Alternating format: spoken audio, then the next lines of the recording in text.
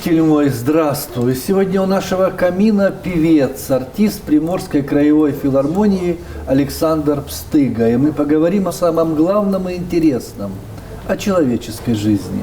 Здравствуйте, Александр. Добрый день. Фамилия редчайшая. Первый раз такую встречаю. Пстыга. Откуда корни? Вроде польские корни есть. Когда-то, когда еще не было интернета, мы пытались искать. Потом оказалось, что все белорусы Пстыги.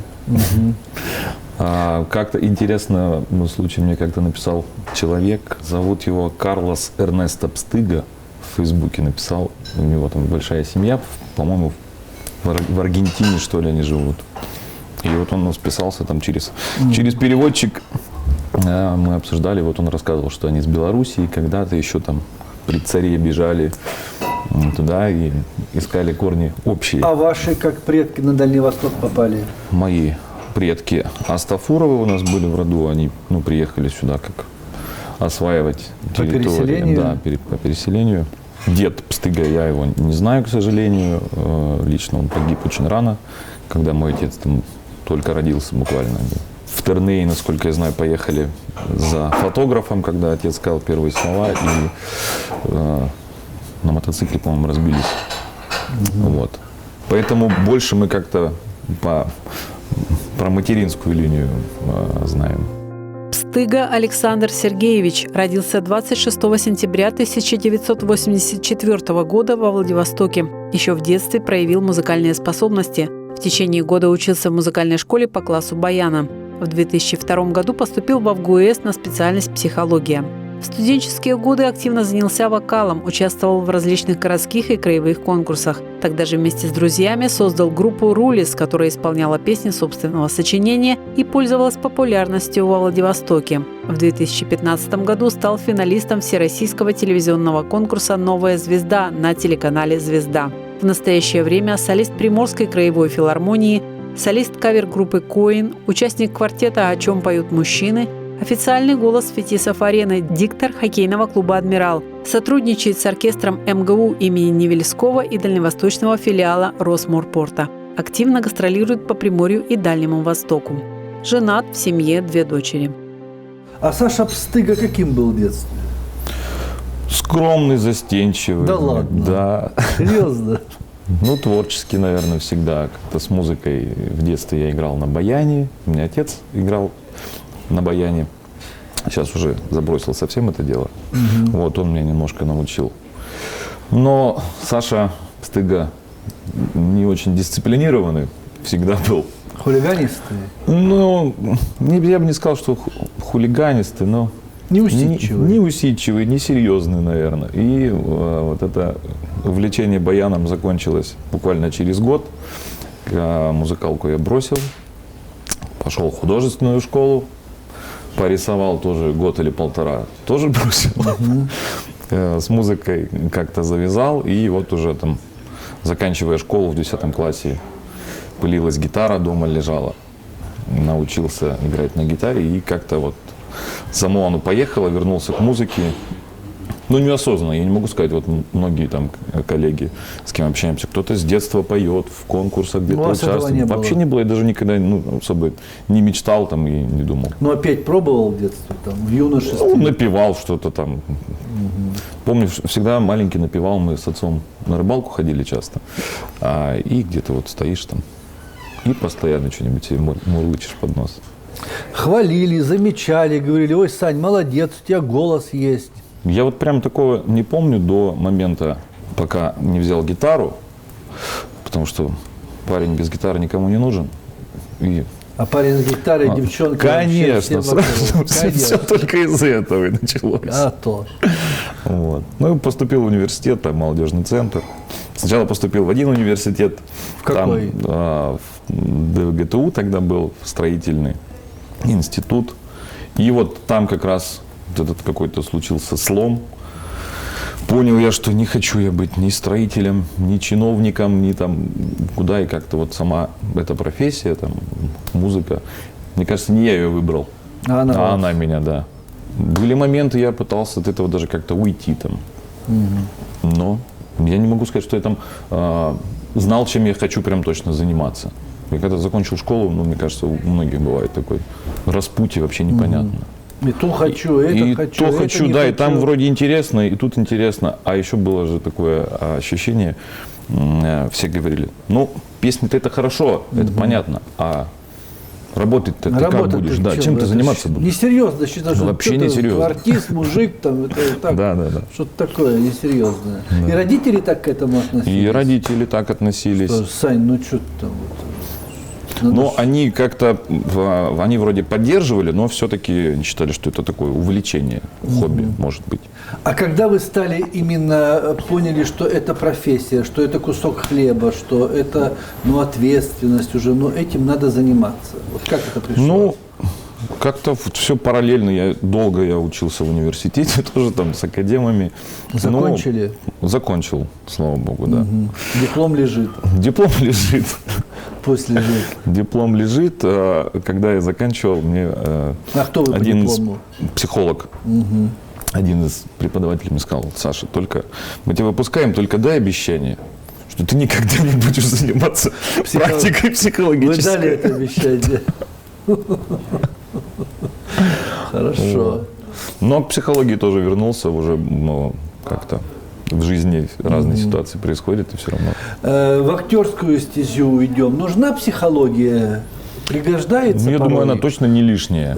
Человека чувствовать, ситуацию Конечно, чувствовать, понимать как-то, считывать. Безусловно, это наверняка помогает, но, опять же, ну, как-то так все бессознательно, мне кажется, происходит, не специально. Я плохой лицедей, наверное. Вот у меня есть друг близкий, Дима Сабитов, мы поем вместе в филармонии. И вот, мне кажется, мы характерно совершенно разные. Мы там даже относительно артистов, которых мы слушаем, да, там, я там очень люблю Леонида Агутина, допустим. И вот, ну, его же невозможно назвать каким-то артистом или лицедеем, да, ну, музыкант, он выходит просто и поет. Димка, вот он наоборот любит поиграть, актерские все эти штуки. Мне с этим сложно, да, я проще как-то за какую-то настоящесть, там, искренность. Ну, и, собственно, мне такие артисты и нравятся. Как давно работаете артистом филармонии? С 16-го года, по-моему, да. Уже 6 лет, даже 7 практически. А что такое филармония? Многие не понимают. Вот на заводе делают детали, на Приморском кондитере делают конфеты и так далее. Что производит филармония? Чем вы там занимаетесь? Мы, мне кажется, производим настроение людей. Но приятно видеть, когда особенно полный зал, и люди искренне благодарят, и хлопают, и просят еще на бис. Разные песни, разные программы, разные вот ситуации. Сейчас есть идея сделать какую-то программу. Юлия Макеевич предложила, будем, наверное, думать, назвать ее «По душам». Потому что времена непростые сейчас, и даже без какой-то оглядки там, патриотической, скажем так, все равно многих людей волнует настоящая ситуация. И, наверное, выход какой-то эмоции. Души не хватает, да, людям не хватает быть. Душевного какого-то разговора, общения, да. И искусства. Ну, вот Юля предложила сделать программу, назвать ее «По душам», какой-то подобрать такой лирический. А вы много материал. гастролируете по краю?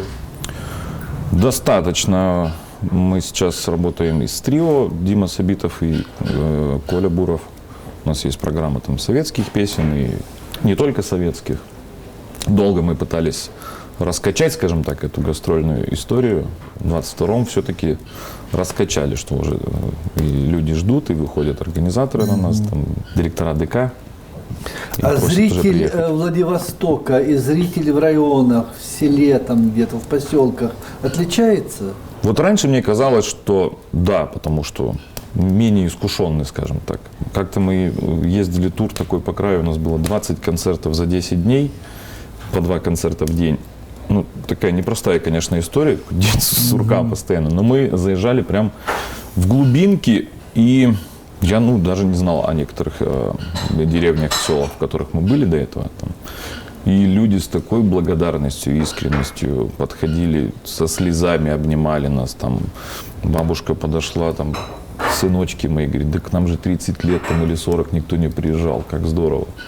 безусловно, это приятно понимать, что все не зря. В советское время, Взаимопонимание такое хорошее. В советское время, вы человек помоложе, чем я, но эстрада считалась каким-то легковесным. Несерьезным. Это что-то такое несерьезное, певцы, какие-то певички. Им в последнюю очередь давали звания, квартиры, награды. Сегодня в обществе нет вот такого уже как бы градации, на ваш взгляд? Мне кажется, нет. Ну, всегда, наверное, есть конфликт поколений, да, какой-то, и там то, что моим родителям казалось несерьезно, сейчас кажется нам нормально, а то, что наши дети слушают, это не совсем серьезно. Но это неизбежная, наверное, история. А вам нравится слово «шоу»? Вот что-то в этом есть искусственное, на мой взгляд. Соглашусь с вами. Не могу сказать, что прям нравится. А какая вам эстрада ближе? Вот вы говорите, я пел песни, которые я хотел петь на своих концертах. Что вы хотите петь? Что вам ближе? Ну, я вообще больше вообще лирический, наверное, такой персонаж. И как-то песни такие. Я люблю советскую эстраду очень исполнять. Из современных Агутина, но, повторюсь, считаю таким, ну, не то что талантливым, может, где-то там и гениальным современным композитором эстрадным. И текста, и музыка, аранжировки потрясающие. Ну, говорить с певцом о песнях и не попросить спеть будет неправильно. Я думаю, не все слышали вас живьем, край наш огромный. Вот спойте что-нибудь, не знаю, там, может быть, куплет и припев. Вот что на поверхности сердца? Ой, давайте, наверное, споем Магомаева что-нибудь. Так и думал. Так и думал. Почему? Ну, не Киркорова же. Не Киркоров. Вслед за мной на водных лыжах ты летишь, за спиной растаял след от водных лыж. Ты услышь их музыку, услышь, как от волшебного смычка такая музыка. Уведу тебя от дома, уведу всех знакомых на виду. Уведу на радость и беду, одной натянутой струной мы связаны с тобой. Ты сквозь года летишь за мной, как будто ангел загорелый за спиной. Верни мне музыку, без музыки тоска. Мы расстались, но осталась наша музыка. Спасибо. А что такое голос вообще? Вот у вас 2 голосовых связки, у меня 2 голосовых связки. Фониатор их не отличит. Ну, вы можете петь, а я нет. Ну, не только в связках же дело, наверное. А в чем? Ну, что такое голос вообще? Инструмент, которым тоже нужно уметь. На котором нужно уметь играть и пользоваться им. А вы родились с этим инструментом, с этим умением, или больше научились уже им пользоваться? Я думаю, что я в этом плане такой больше баловень судьбы. Вот оно откуда-то упало. Да. Конечно, с опытом нарабатывается.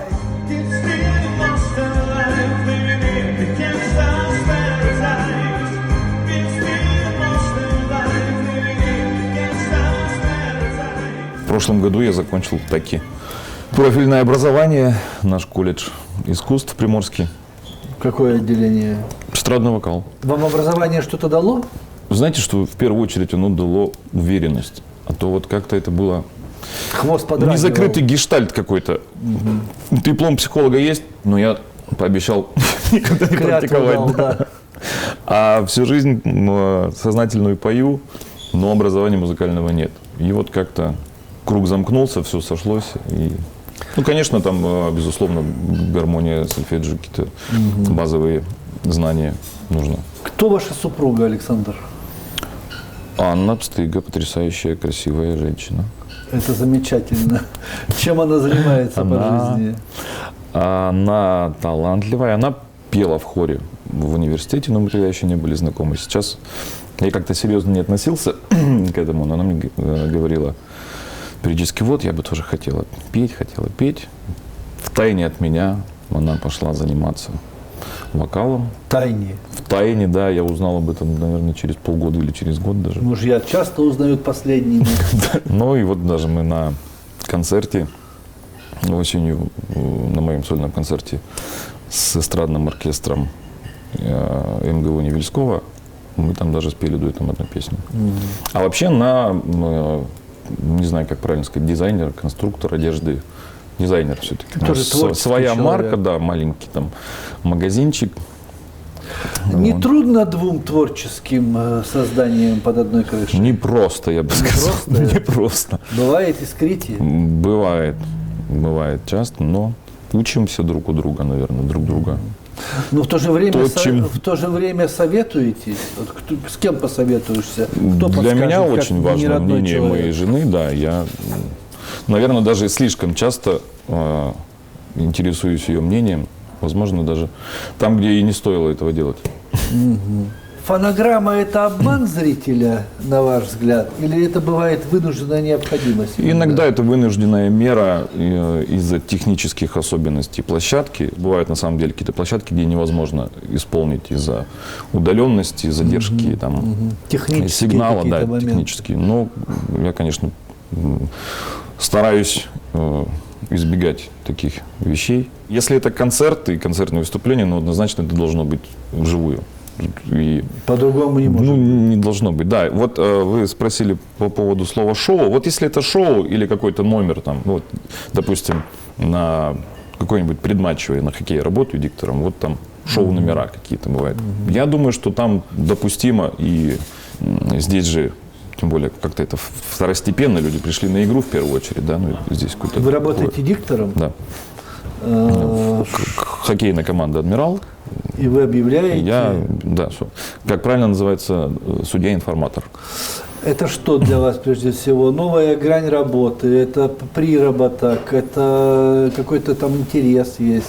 Ну, интерес. Мужской. И я со спортом не особо так дружу с самого детства. И когда начал работать на хоккее, я первое время пришел, говорю, как вы вообще успеваете смотреть за шайбой? Я вообще не понимаю, что происходит.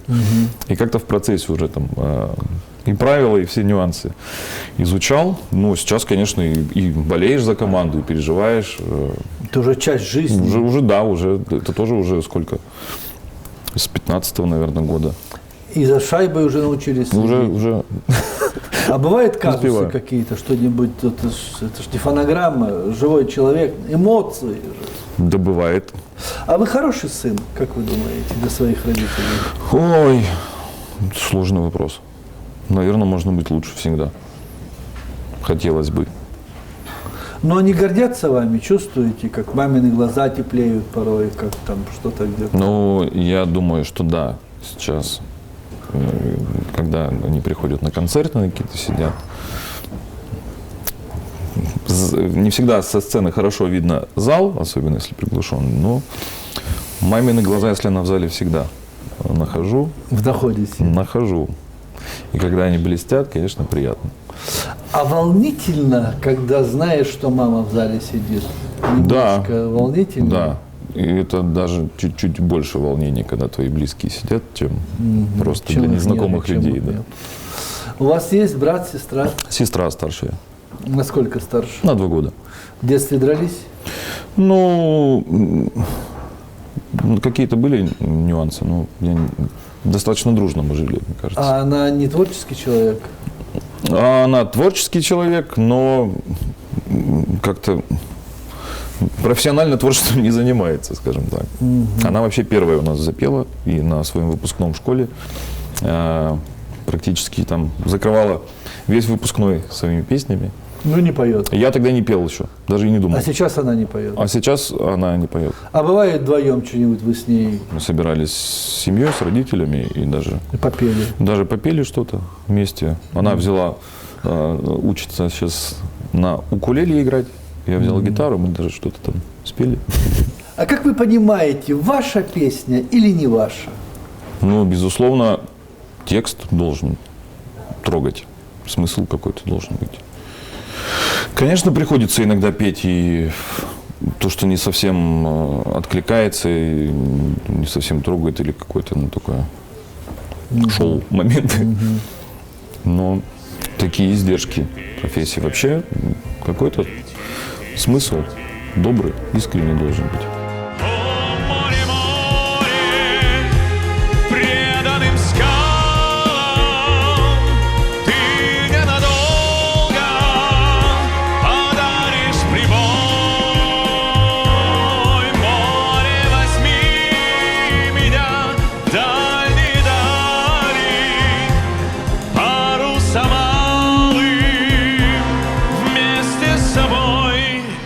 А как вы восстанавливаетесь? Вот что для вас тогда, не знаю, закрыться в своей квартире и помолчать, и никого не видеть, или выспаться? Или выспаться, прям хорошо выспаться. Ну, можно с друзьями встретиться иногда.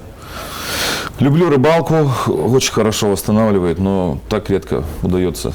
А почему? Времени нет. Один, не люблю ездить, а график такой, что с друзьями со многими не совпадает. У тебя праздники, выходные, ты работаешь, в понедельник отсыпаешься, в понедельник все идут на работу.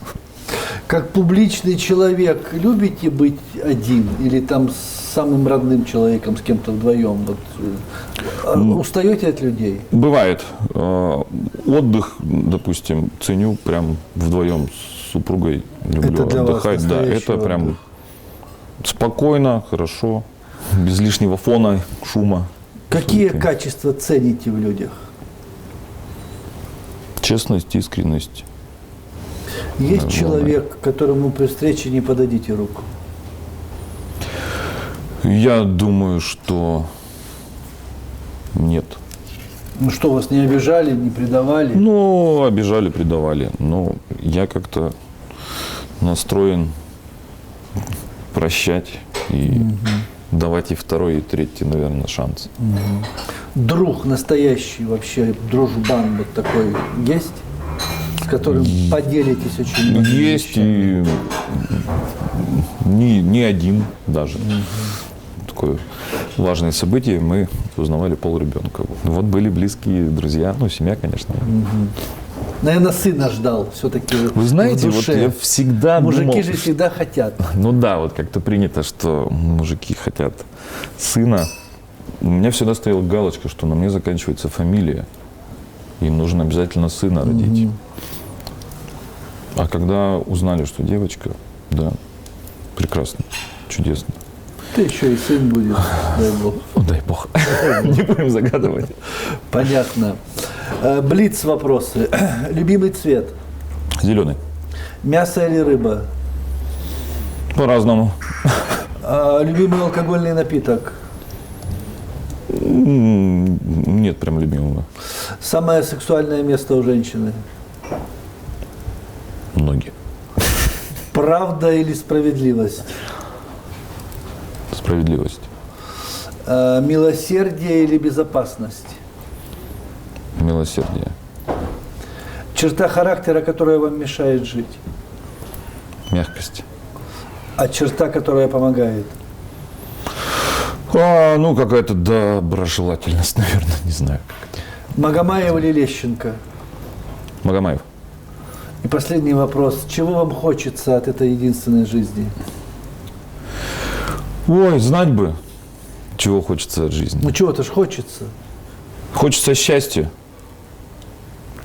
А для всех оно же разное. А вот ваше счастье, в вашем понимании? Да чтобы были близкие, здоровый мир был. И в душе у каждого был мир в первую очередь. Спасибо, Александр. Спасибо вам. Спасибо.